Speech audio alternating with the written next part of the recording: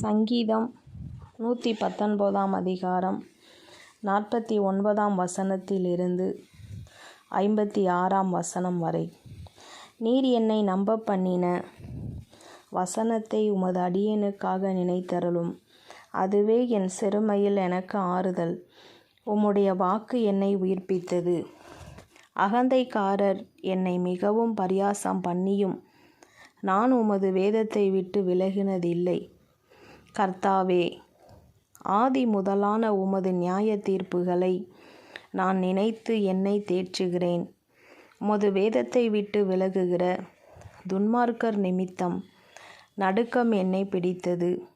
நான் பரதேசியாய் தங்கும் வீட்டிலே உமது பிரமாணங்கள் எனக்கு கீதங்களாயின.